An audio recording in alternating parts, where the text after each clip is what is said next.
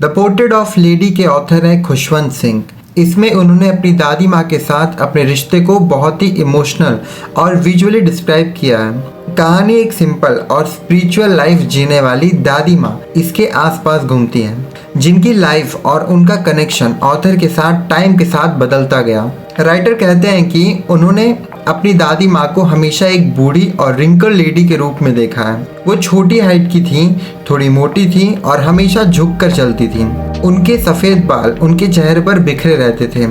Writer उन्हें compare करते हैं एक पीसफुल विंटर लैंडस्केप से, मतलब एकदम शांत और पवित्र।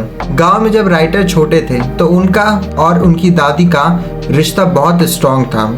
हर सुबह दादी उन्हें उठाती, नहलाती और स्कूल के लिए तैयार करती। स्कूल टेंपल के पास था।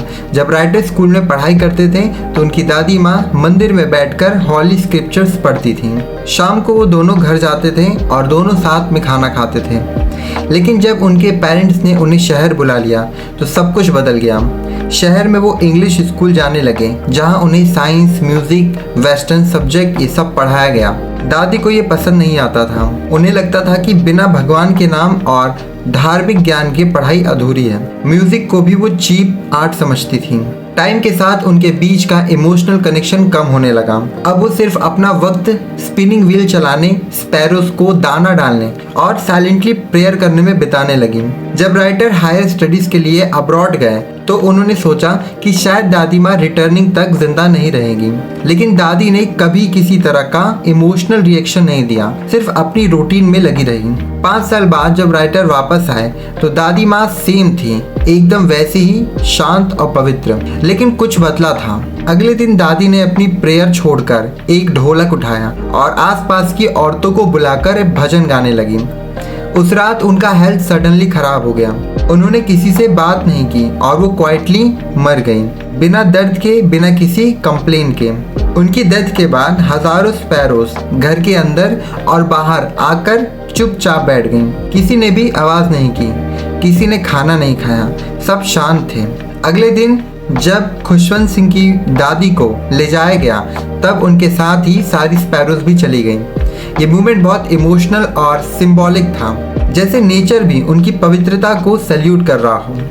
इस स्टोरी के जरिए राइटर ने ऐसी जनरेशन का पोर्ट्रेट दिया है जो स्पिरिचुअल और सिंपल थी, जिसमें रिश्तों की गहराइयाँ थी और जो साइलेंटली सब कुछ एक्सेप्ट कर लेती थी। तो यहाँ खत्म होता है the portrait of lady chapter.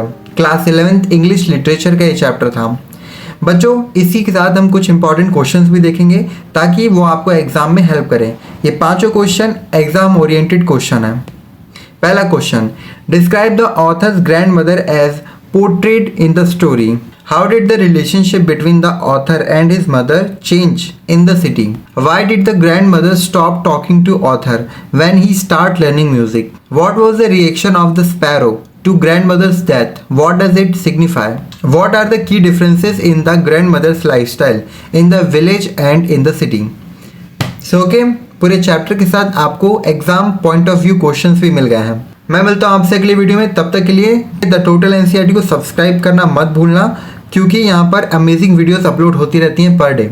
तो आपका बस एक ही काम है, इस चैनल को सब्सक्राइब कर लो और बेल आइकन को ज़रूर दबा लेना, क्योंकि लेटेस्ट वीडियो की अपडेट आपको मिलती रहे।